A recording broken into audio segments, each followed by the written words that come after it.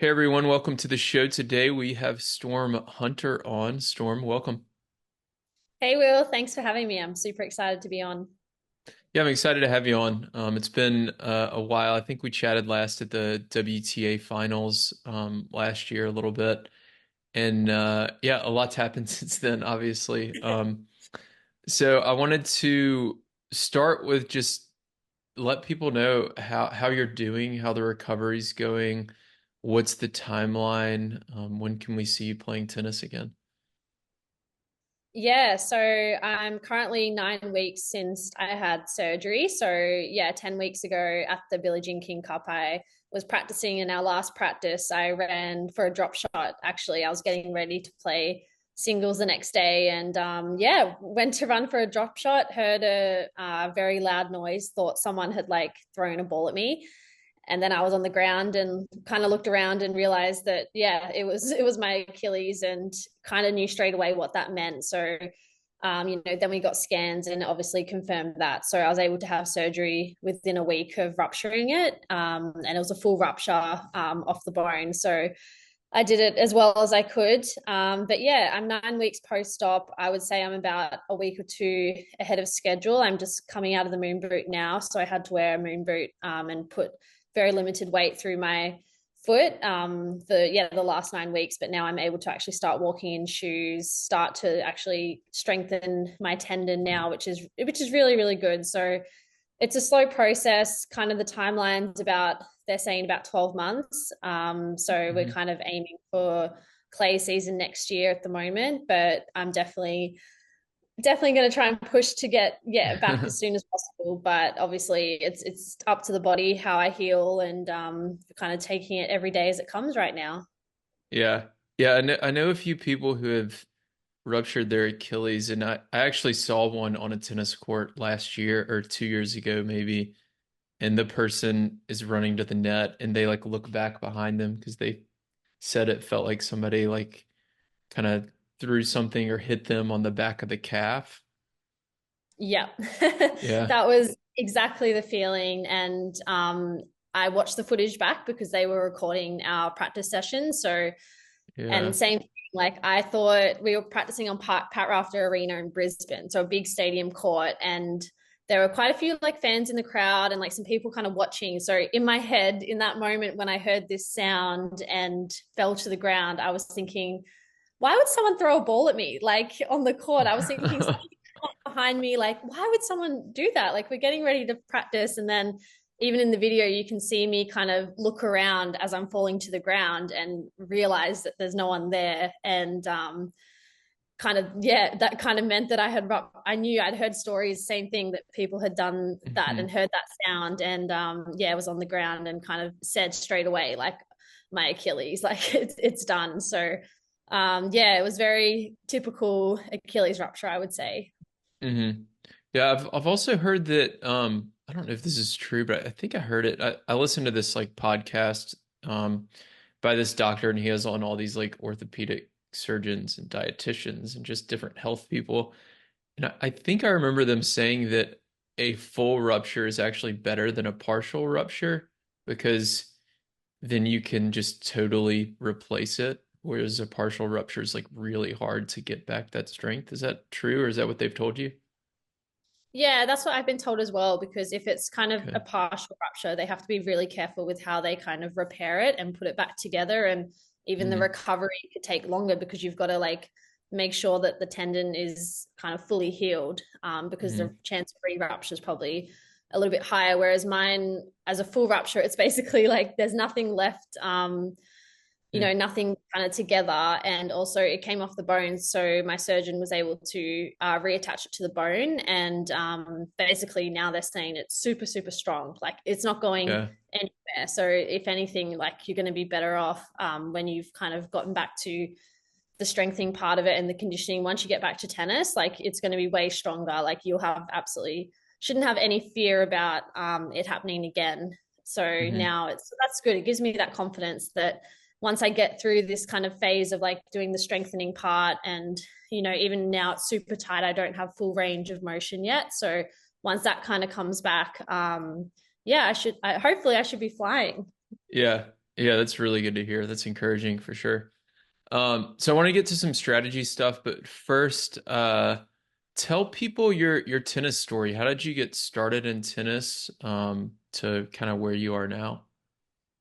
Yeah, so I started playing tennis when I was 6 years old. I'm from a country town in Australia called Rockhampton. So kind of in the middle of nowhere in Queensland. And as a kid, me and my brother, I have a younger brother, we kind of just played like a lot of different sports. And the Australian Open was on, and I was watching it with my brother and my parents. And I said to mum, dad, I was like, oh, I want to play tennis. Like, can you just enroll me in tennis? So, Mhm. they played a little bit socially, but just because we played so many sports, like they just enrolled me and my brother. And from that moment, I absolutely loved it. They couldn't couldn't get me off the court, and it's a funny story. I actually started playing tennis right-handed because Oh. in the lesson I didn't see any other left-handed players. Like all the kids were right-handed players, and I was a lefty. Like I wrote left-handed, threw a ball left-handed, but I didn't see anyone else as a left-handed tennis player. So I would just put the racket in my right hand, and I didn't want to stand out. I just wanted to kind of fit in. I didn't want to get teased, and all the drills are designed for like right-handed Yeah. players. So doing forehands, like I didn't want to be doing backhands. So, my mom was always like, Storm, like you have to play left-handed, like you're left-handed, and kept trying to tell my coach, and I would just lie about it. I said, no, no, I'm right-handed. And eventually I decided, to start playing with my natural hand. But then we How long did moved. that take? How long before you just gave up on the right-handed? I think it was a couple months. Like I wasn't too Okay. worried. Like I was young. I was just playing because I loved this kind Yeah. of feeling of this new sport. And like I didn't think it really mattered, to be honest. Like I had no idea. But my mom, you'd probably be better with your left hand because you do everything Yeah. else left hand. So like why are you not playing left-handed? So it That's wasn't so until funny.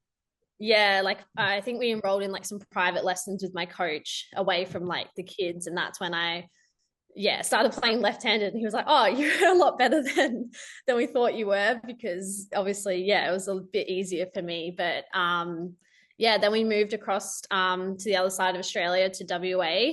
My parents had changed jobs, and from like 6 to 12 I was just playing like local comps. I was never, I wouldn't say like any good. I was probably the fourth or fifth best player in my state, and didn't really, I just played like the local club, local comps. We didn't really travel or anything. And I was lucky that my coach at the local club, his son was a junior Australian Open champion, Bryden Klein. So I had someone who had kind of started to go into that system of being a professional tennis player. And they kind of said like, oh, we think your daughter's really good and she loves it, and I wanted to be a professional tennis player. So they kind of spoke to the state coach, and let me come up to like a camp to kind of do some like talent ID. And from there I kind of just got put into like the Tennis Australia kind of program. And Hmm.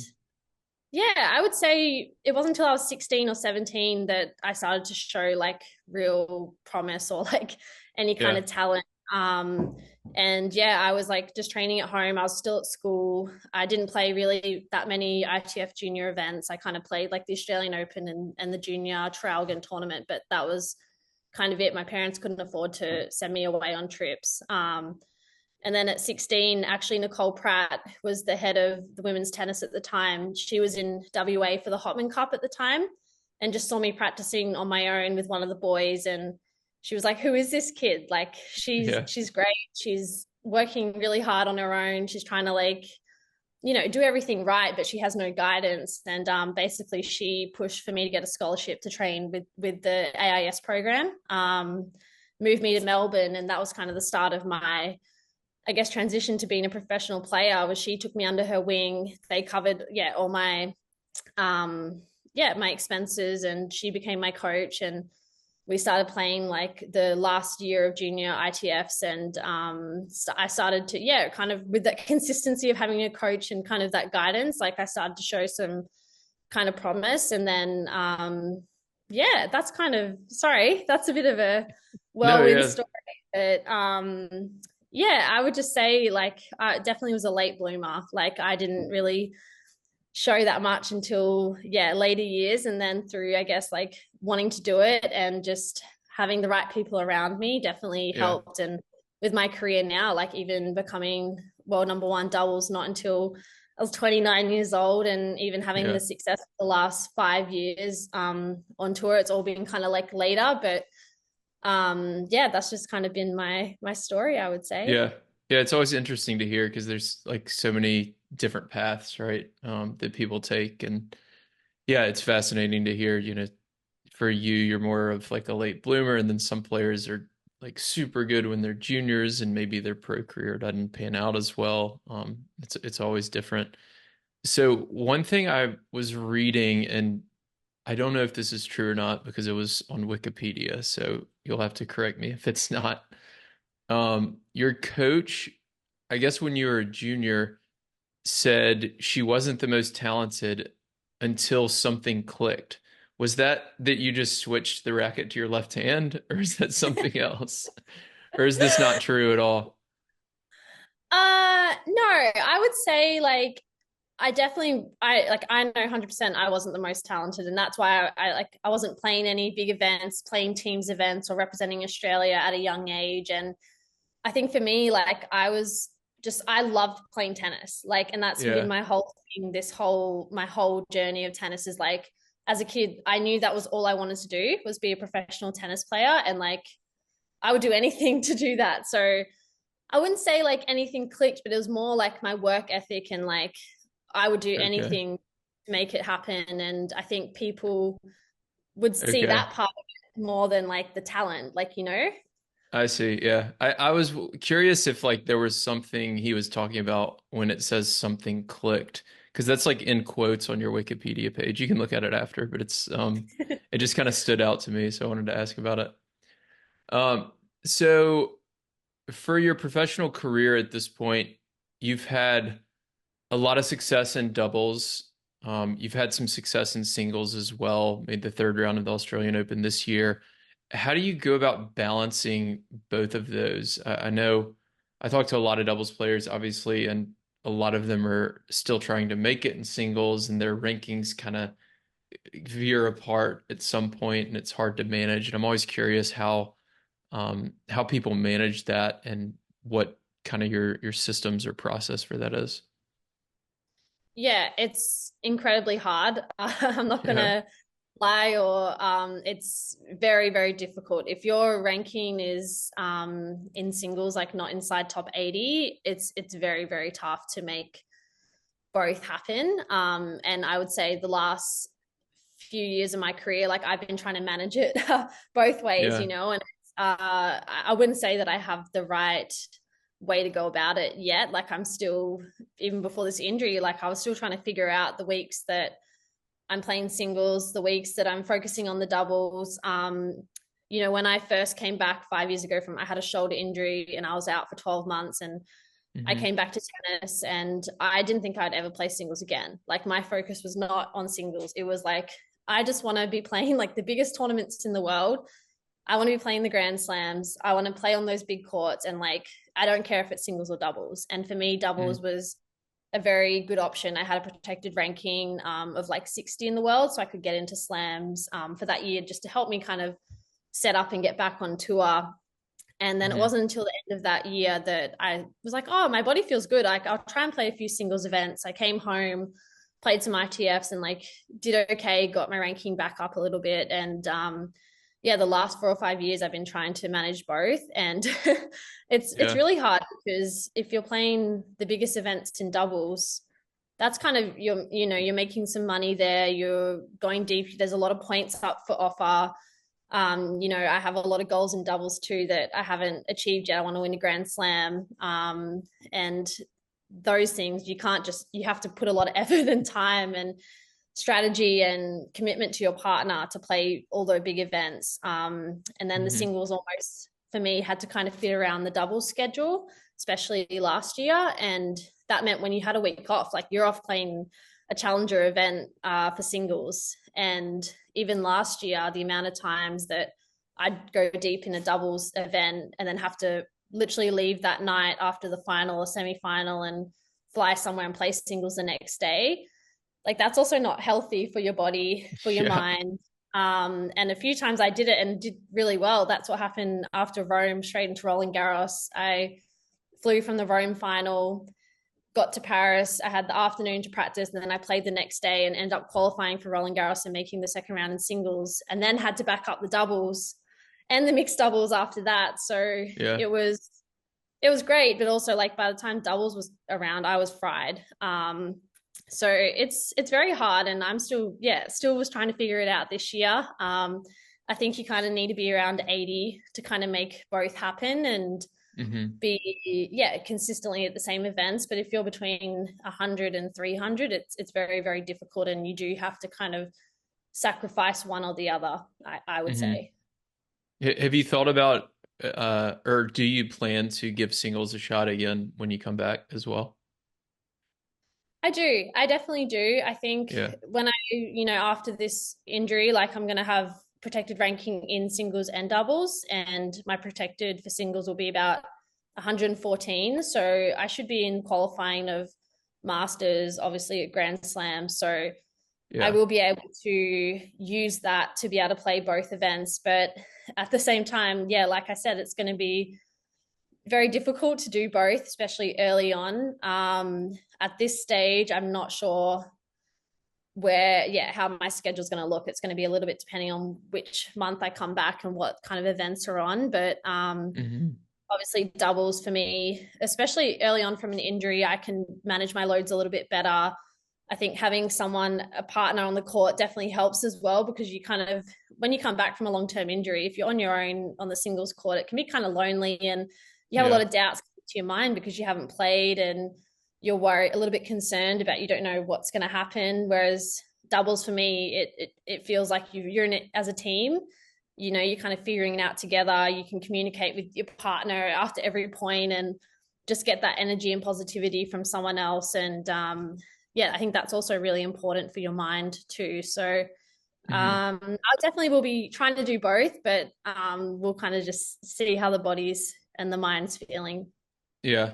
Well, what about like the Australian Open this year, for example? So you make the third round in singles, semifinals and doubles. While you were still in the singles, what did your practices look like? Was it like 100% focused on singles, or did you spend like 20 minutes at the end working on some volleys and doubles specific stuff, or what did that look like?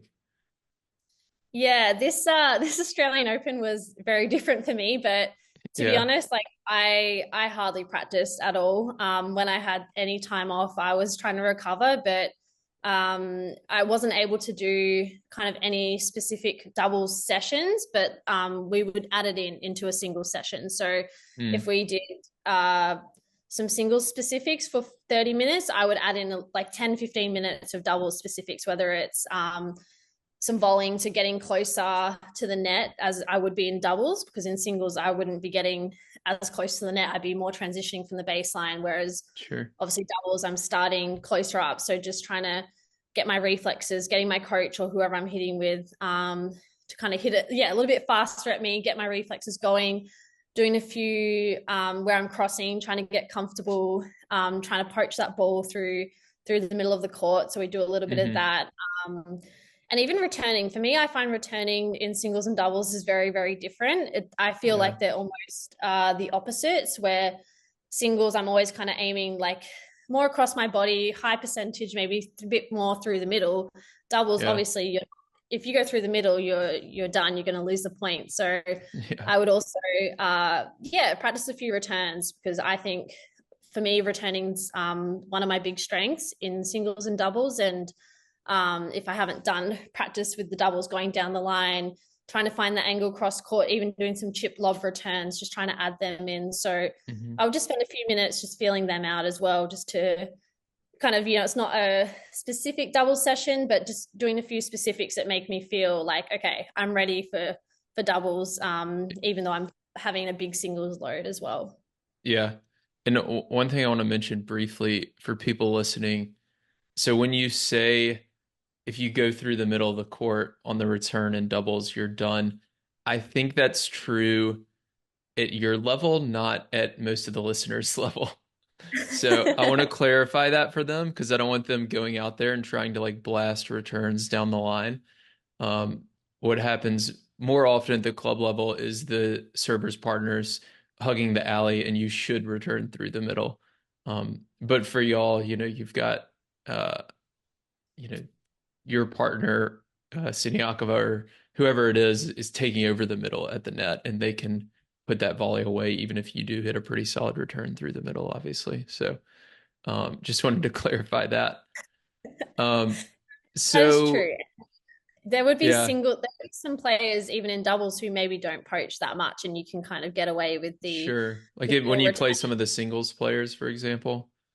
Yeah, definitely. Those, yeah, you can tell straight away who's kind of confident at the net, who's kind of looking to kind of poach the middle whenever they get the chance, and then you have those ones that are positioned maybe a bit more towards the tram line, so then you kind of know where you can return, I guess. But Yeah, I would say for me, it's more just even as a player getting comfortable to return down the line because maybe it's not the most high percentage shot, and it's almost like it can be a bit risky. So sometimes I like to just practice it just to like feel like, okay, I can do that if I need to do that, I guess. yeah, yeah, that makes sense. So I want to talk about partnerships. So you've played with a lot of different partners at this point, had a lot of success with a lot of different partners.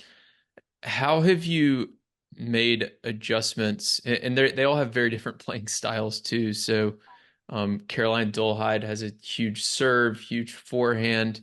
Elise Mertens is a just can do everything from the baseline. And then now Siniakova is solid from the baseline, but really strong at the net as well.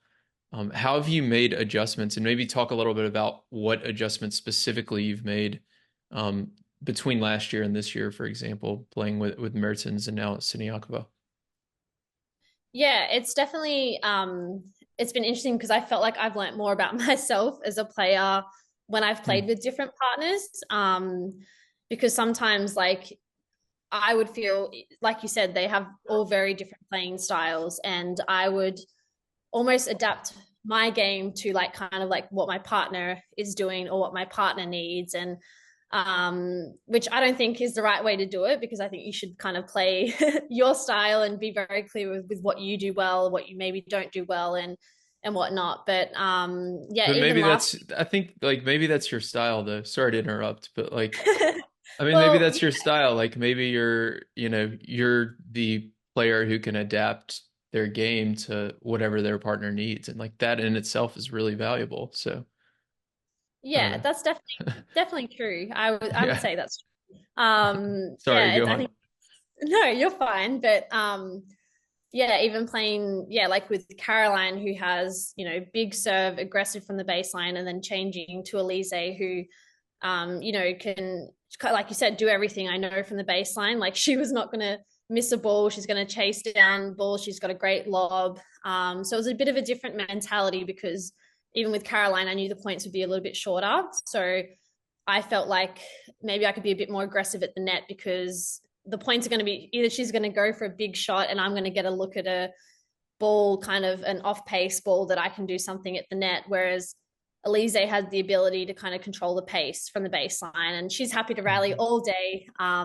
Yeah. I didn't feel the pressure or the need to like be so aggressive at the net because I felt comfortable with her that she is very comfortable from the baseline. She could change the pace, go down the line with the lob. So that was almost a bit of an adjustment for me because I had never played with someone who probably had that level of skill before. So it was definitely very different because I'd say early on I was probably trying to do too much, and not Mm. because I didn't trust her, but because I just hadn't played with someone with that kind of experience before. And even her experience in doing so well at tournaments, going deep, very consistent with results, and a very good competitor as well. And in those moments, just being able to be very clutch. And yeah, Hmm. it taught me a lot. But then I guess, yeah, with Kat this year, I would say, is a bit more aggressive at the net. She's looking to poach a lot and close the net. Her volley skills are are incredible.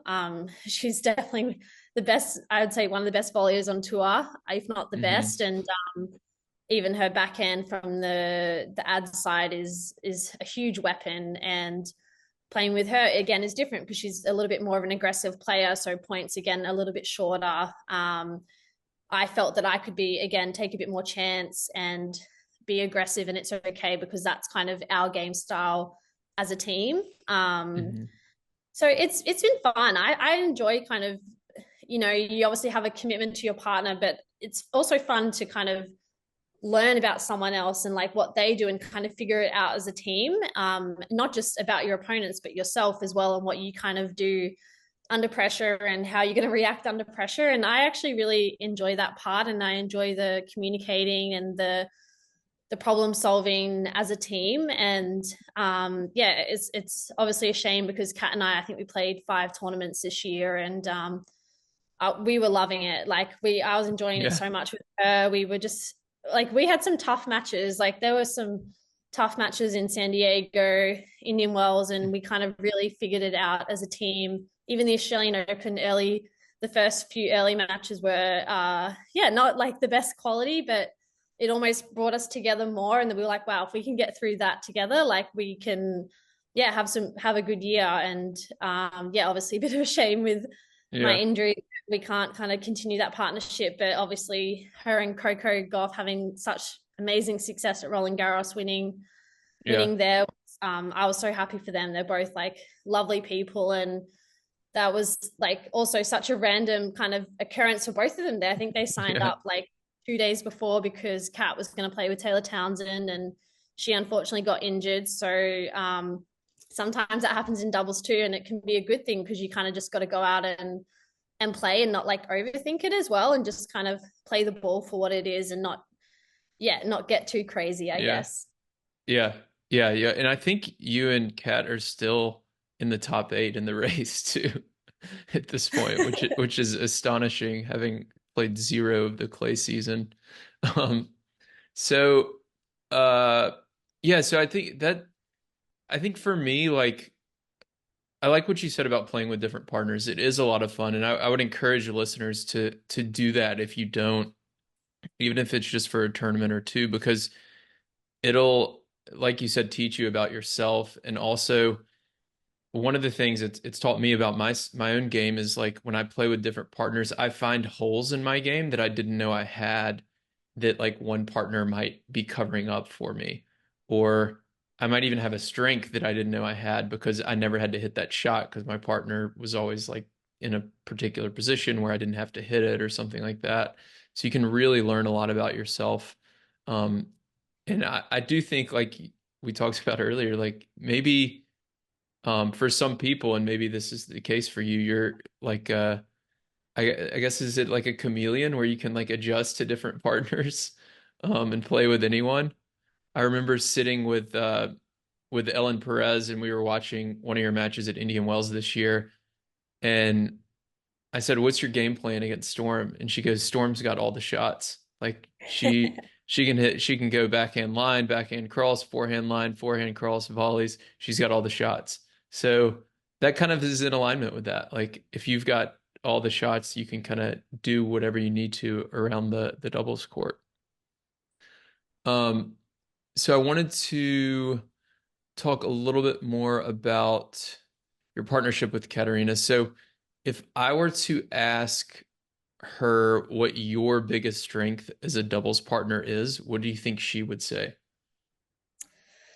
Oh, as a doubles partner, I would probably say my positivity, my, Mm. I guess, like energy.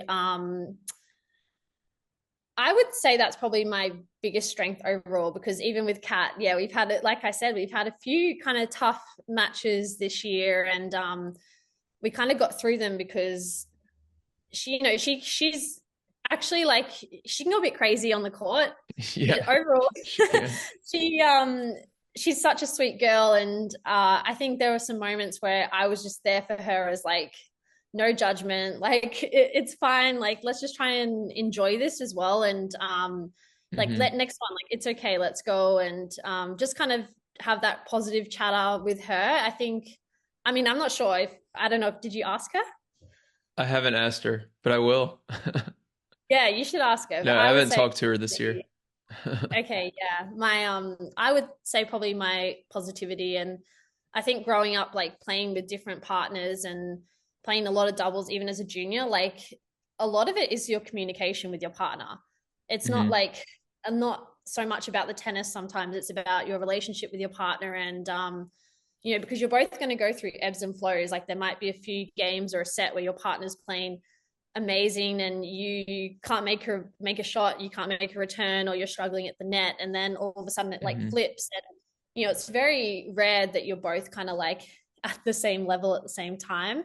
So I Sure. think you really have to try and like understand that and be aware of where you're at, where your partner's at, and just try to maintain like some sort of, I guess, balance and cohesion. And doubles can change so fast. Like sudden death juice, super Hmm. tie breaks. Like you could be losing, and all of a sudden you get one sudden death juice and you're back into it. So you kind of need to be ready for like for that opportunity. So for me, I think it's like staying on it, being positive, and like just good self talk.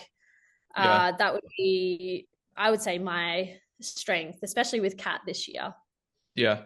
Yeah, I think it's something that's very underrated in doubles, especially I think most club level players like don't even think about it. But like being able to get the most out of your partner and like almost take on some responsibility, right? Like, okay, if Kat is like starting to slump, like what can I do to get her out of that as quickly as possible, right? And for her, it Exactly. might be like positive feedback. For somebody else, it might be like energy, or maybe they just need some food on the changeover or whatever it is. But being a good partner, like part of that is definitely recognizing when they are kind of slumping or down a little bit and then getting them out of it quickly. Um, Whereas a lot of people I see will at the club level, not the pro level, but they'll shake their head if their partner double faults or something like that. And it's like, okay, like you're definitely not going to help them out and not going to help the team out if you're doing that. Um, Yeah, and I think like everyone's human. Like if you make a mistake and you see your partner like yeah, upset with you, like that's going to affect you and make you feel worse yeah, about yourself. And I think that's the one of the biggest things that I think try and pride myself on is like even if my partner's having a bad day, because we can all have bad days, but if they double fold or they try and make a big move at the net, go for a cross and they miss it, like I'm going to be the first one to say, hey, like that was great, like keep going for it, because if you hmm, keep doing that, like you're going to get it. So I hmm, try and fill them, maybe I do it over the top, but yeah, just try and fill them with that confidence to keep going for it. And because I've also felt that on the side where I've played a bad match or I've gone for it and I've kind of missed it. And if my partner's there saying, oh, it's okay, like you got this, then I feel much better. yeah, Already giving myself like some kind of negative feedback to myself. So it's nice to have someone just there to be like, hey, like it's okay, like let's yeah, go next one, or whatever it might be. yeah. And if your partner's silent in that situation, you start the self-talk and you start thinking, oh, well, they're mad at me. I'm not going to cross again. And then all of a sudden you're like worse as a team. Again, this happens more at the club level, I think, but definitely something that I've seen a number of times. And one of the phrases that just came to mind for me while you were saying that I like to use a lot is, if my partner does cross and miss that volley or something, I'll walk up to them and say, like, hey, great move.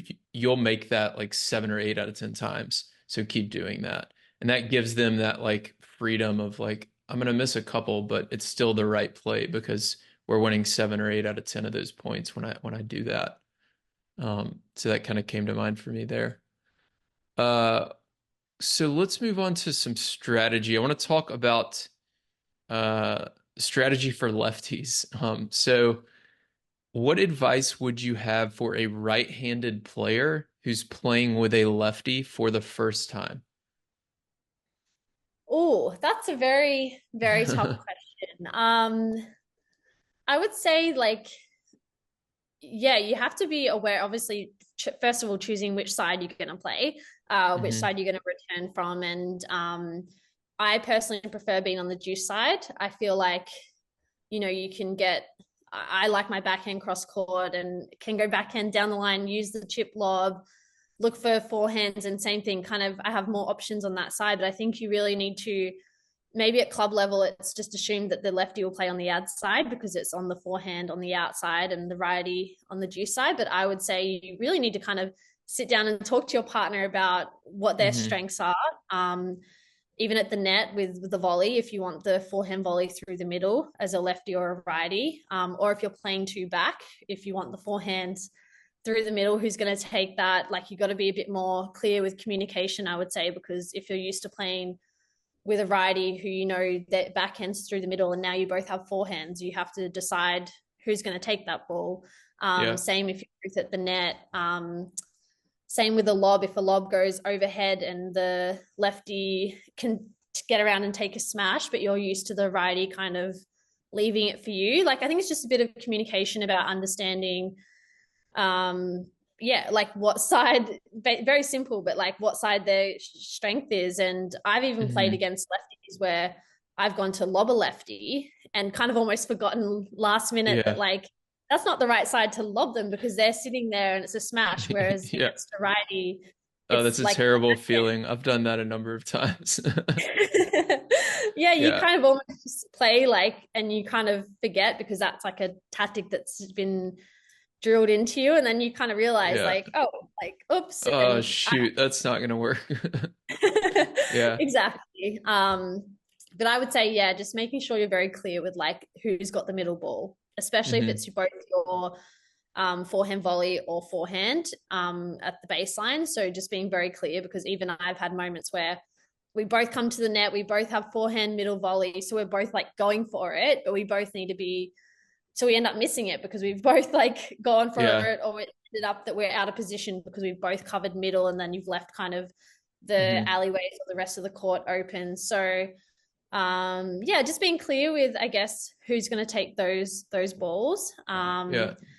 And yeah, just being mindful, even the spin on the serve is going to be a little bit different.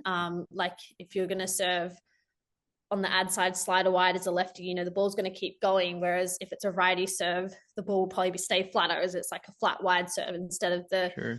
um, slider wide. So just being like mindful of the different spins, I guess, you're going to get from a lefty. But a lot of it, I think, is kind of practice once you get out on court together and you can kind of feel it and see it. But just being mindful of those little adjustments.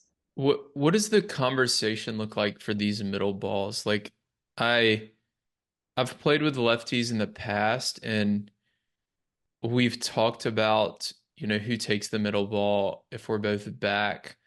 I've never actually broken it down to like, if we're both up, I take it. If we're both back, you take it because you have better ground strokes.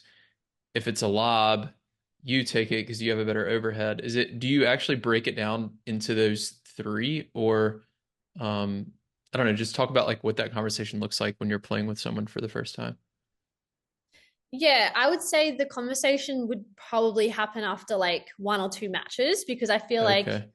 it's very easy if you have the conversation beforehand, it might not actually be the truth or like what you're kind of looking for in the match. And I feel like you need to kind of Uh, feel it out first. And you obviously want to have a bit of the conversation beforehand, because you don't want to both be like leaving the middle ball, because also for your opponents, they're like, oh, well, they're obviously not on the same page about the what's happening with those shots. So they might keep going there. So hmm. we would definitely break it down to be as specific as possible, but also understanding like it is very hard because you're kind of in the moment of Yeah. also who's more confident.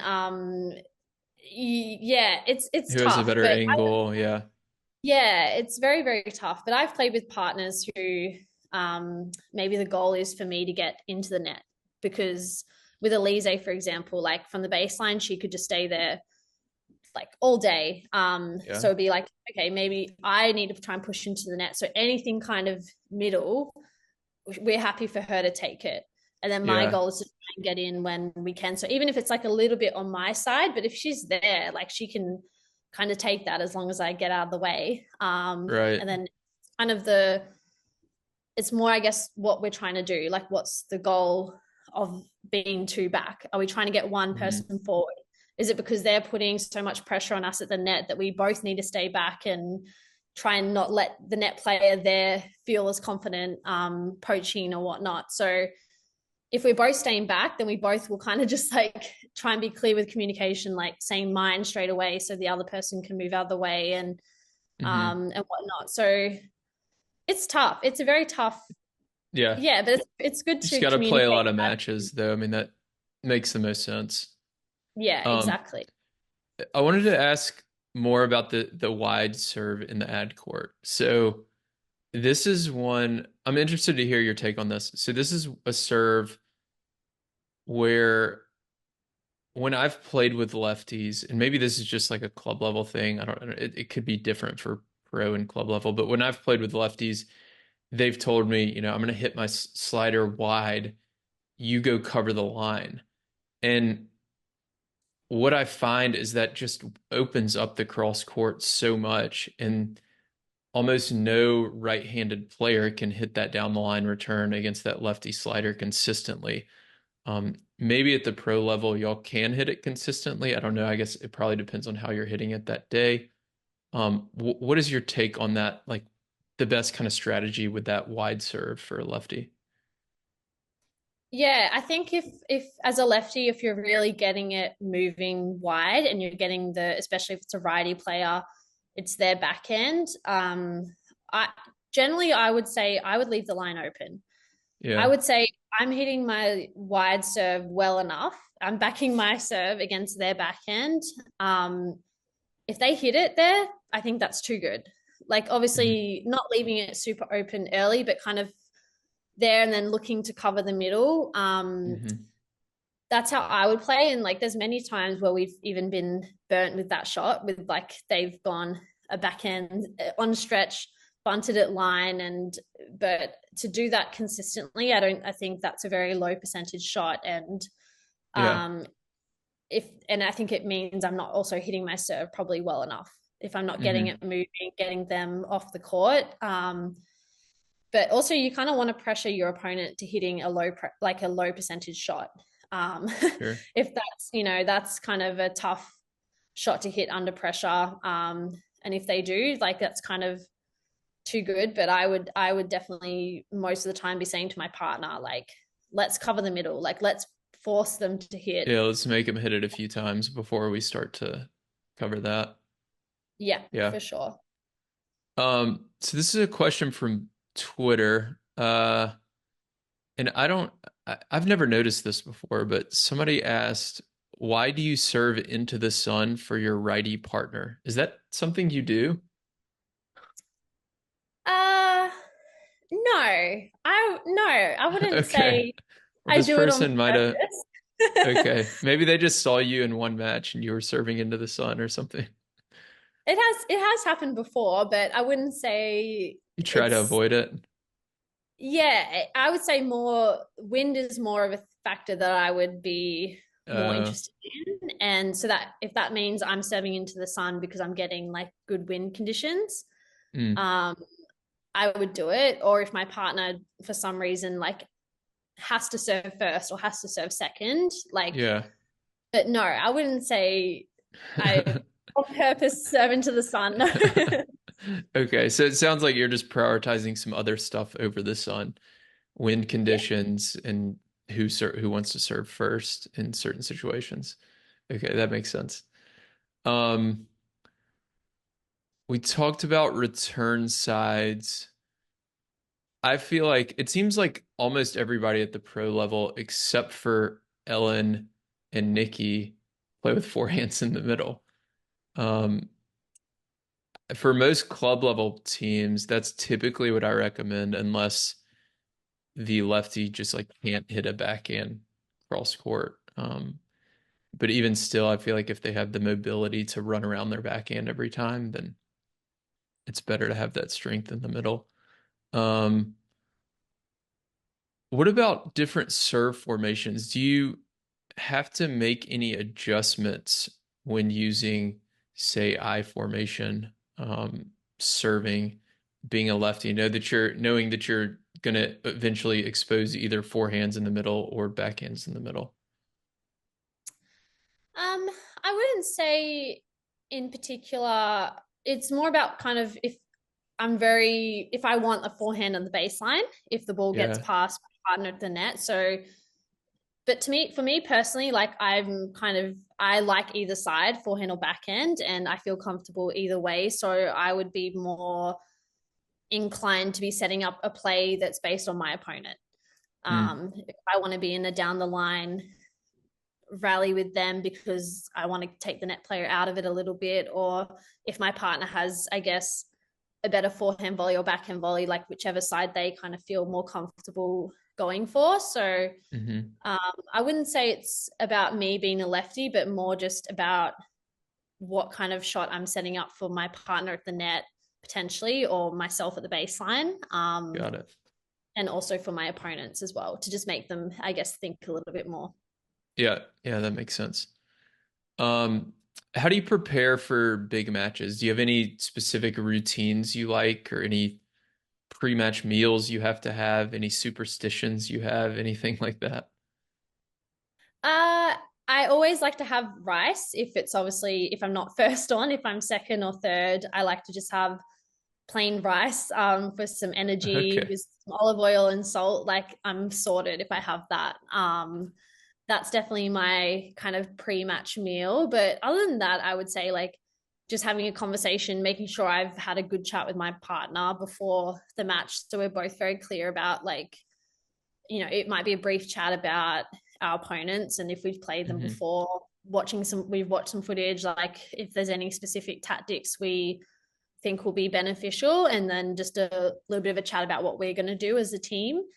But other than that, like not really. Obviously, tennis is so at the pro level, like you could be first on or fifth match on, and you don't really know how long you're going to be waiting around. So I found as my career as I've gotten older, like when I was younger, I had all these like routines and things that had to be done like before my match. And as I got older, I kind of realized like it's actually really hard to do that because our scheduling is so unpredictable, like week to Hmm. week or even day to day. So as long as I feel like mentally prepared, like I'm good. I can kind of just have a bit of the same kind of physical warm up 15 minutes before, but everything else is kind of adaptable. Yeah, got it. Uh, so I want to ask you about mixed. So you won the 2022 US Open with John Peers. How does your strategy change for mixed doubles versus women's doubles? Yeah, I love playing mixed doubles. I think it's Yeah. so much fun, and it is different because you're obviously playing against a guy whose serve is a lot bigger than maybe you're seeing most of the time in women's doubles. And Hmm. also they're obviously a lot taller. They're covering a lot more of the net. I would say like they obviously can cover pretty much three-quarters of the court. So I enjoy it because it gives me the freedom to be more aggressive, I would say, and go for my shots because I feel that you kind of have to. Like, you can't really use a lob because they're going to get up there and put it away. And speaking with Johnny and Matt Ebden, who I've been playing with as well, like, basically they like their feedback to me is like you just go for it, like be aggressive, take the ball on, because even if the guys at the net and you're taking it on, like it's going to be a tough shot for him. But if you kind of be a little bit passive and try and hit it around him, like at the net, yeah, they're going to kind of put it away. And I do also feel like the women in the mix also like kind of have a little bit less pressure. And sometimes you'll play someone in mixed who you've played in women's doubles and they almost play a little bit freer too. And they're also going for it. So it can be almost playing like a little bit of a different person in a way than you're kind of expecting. And so, yeah, it can be fun. It definitely gives me that freedom to kind of just go for it and even try things in mixed that I wouldn't maybe do in women's doubles, Yeah. because I have that, yeah, that freedom to kind of go after it. Interesting. Yeah, I hadn't thought about how the matchup might be different because they play like just a totally different style in mixed versus women's or men's doubles, for example. But yeah, it is so much fun to watch too. I really would love to see more mixed at more events. The Indian Wells event this year was, I was really excited that they started that and gave it a shot, and I hope that they can kind of continue to do some stuff like that, especially as some of these 1,000 events get longer. Um, do some of that during week 2. So, okay, a couple listener questions, then a few rapid fire, and then I will let you go. What is your favorite non-major tournament? Ooh, that's a good question. I would have to say Indian Wells because the crowds like they get around the singles, the doubles, the mixed doubles this year. Like Hmm. it's an event that I think everyone feels as a player like super welcomed, super supported. Like I think Indian Wells is one of the only events outside of a Grand Slam where I'll get like fans come up to me and ask me about like doubles tactics and come That's and watch. cool. And they're like kind of curious about like why you're making these decisions on the court. And I think that's awesome because they're like super invested and they want to watch. I would say sometimes the doubles more than the singles. I think they Yeah, they do. value it, and obviously they probably play themselves and kind of can relate to doubles decisions being made on the court, or even just respect, I guess, the level and the quality of the doubles. So Indian Wells is, yeah, it's such a vibe. It's so much fun. I think I feel so at home there.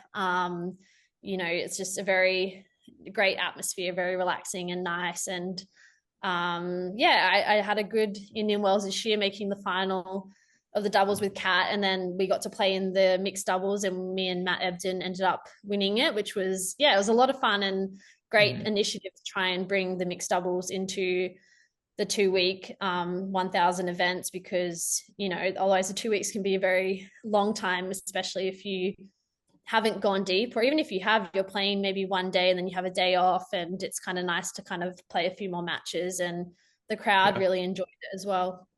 Yeah. Yeah, I haven't thought about, I mean, I know like Indian Wells has such big doubles crowds, which is great. I haven't really thought about why, I guess, as much. But I guess it makes a little more sense since it's like not in a necessarily big city like New York or Melbourne or something. So you're not getting as many non-tennis fans who just say like, "Oh, I'm gonna go check out the tennis today." You have to like make it a point to fly there and go there, and it's still, a big tournament with big stadiums. And each time I'm there, I'll, be walking around in my shirt or something, and I'll have people stop me too and say like, "Hey, I listen to your podcast." But at the other tournaments, definitely like not as much. So they are like really, the Indian Wells fans are really like the true, like kind of hardcore doubles fans. But Yeah. that's cool to hear that they're like stopping you and asking you strategy stuff. That's really neat. Yeah, it's Um, really cool. It's like kind of a shock actually because you're not really expecting it, and then yeah, I'll ask you a question, and it's great. And like I don't get asked that at like any other events all year, so it's definitely a fun one. And even if they'll come and watch practice and like be really intrigued with what kind of practice you're doing. So yeah, shout yeah, out to the Indian Wells fans. You guys are the best. yeah. It's awesome. So the next question, I think it's related to I don't know if you saw it. So I posted the video of you on Instagram earlier from Indian Wells earlier this year, and I said watch the footwork because you like moved, I think, from net in the ad court to net in the deuce court, then to the baseline ripping forehands. Um, and somebody responded and asked a question about footwork. So they wanted to know what are some great footwork drills for club players, Oh, or just some of that's your favorite footwork drills, or most effective, maybe not even favorite. well. Okay. I've got one for you. I learnt from Cara Black actually. Yeah. Um, I was doing a camp with her about 5 years ago with some 14 and under players, and we were doing some doubles footwork drills, and we called this one the shimmy shimmy. So Okay. basically it didn't involve any tennis balls or anything. We basically just we stood at the net, kind of as if we were standing if our partner was serving. And basically we just went like side to side, practicing like our shimmy. So kind of almost like Mhm. practicing like faking at the net. So Okay. kind of going, moving, and then moving back, kind of trying to fake our opponents. And Cara Black, I would say, would be one of the best players when she played at kind of, even if she wasn't moving to cross or to poach, she was always moving in her spot at the net. And I Hmm. think that was one of her things, was that if you're moving, but you're not even like fully going to poach the ball at the net, like you're at least making your opponents think about it. Yeah. And they're not sure if you're going to go or not. And even watching her do it a few years ago, like she was so fast and her movement was incredible, like literally at the Hmm. net. And the way she moved her body. So we were kind of just doing like side steps, side to side, but then like kind of half stopping and then going back, taking kind of like a half step. So I have to find the video because we recorded Okay. it. And it was, I felt so uncomfortable because I was like, I've never like even thought about practicing this. And she kind of was, saying, especially to the young girls, like it's really important that if you're at the net, you're not just like standing there, Yeah. because even if the ball comes to you, you're not going to be ready. So you always have to be on your toes and ready, and trying to also kind of fake your opponents out as well. Yeah, and always be moving. Yeah, let's see if we can find that video. I would love to link to it in the show notes if we can find it. Um, so it sounds like you start in the middle of the service box, and are you going like all the way to the center service line, or just kind of towards it, and then you're moving back towards the doubles alley, and you're just kind of shuffling back and forth? Yeah, you're kind of just like shuffling back and forth. Like you can kind of do it anywhere on the court or even at your home or Sure. wherever. But obviously, if you want to make it realistic, you're kind of, yeah, staying in the middle of the service box, and you're kind of shuffling almost to the center line and then and back again. Then Okay. you might, the next time you do it, you might go like just a half step. So you might almost go towards the center line, but not go the full way, and then go back as fast as possible. So it's Okay, almost so kind you of trying mix to it work up a on, little. yeah, Yeah. try and mix it up a little. And I think the more you do it kind of like randomly, so you're not always going to the same spot twice, you're always kind of going Mhm. a little bit shorter or a little bit longer. You might even take a little bit of a step like on an angle forward and then back. So you always got to kind of come back to your position or around your position, because if you think about it, when you're playing someone, you might be following them a little bit, but then you've got to kind of go back to where Yeah, you are recover. and Hmm. recover. So yeah, you might Is, take one or two is it steps and then, timed? Is it something you just like do for 60 seconds or something? Is it a time drill? yeah. So you could do it for like, Yeah. I would start with like maybe 30 seconds and then maybe go up Okay. to like a minute. So it's kind of, it could be a little bit of conditioning, really. Exhausting. Yeah. So, Yeah, it sounds yeah. like it. So you can add that one in. Um, okay, next question. This is a good one. Which Aussie would be most useful in a fight against their nation's scary wildlife? Dasha Seville or Ellen Perez? Oh my gosh, that's a tough question. Who would be better in a fight? I think I'm gonna have to say Ellen. Um, Oh, I feel wow. like Dash, I mean, Dash is super competitive, but I feel like she would try and become friends with the animal. And Ellen, I think she's feisty when she needs to be.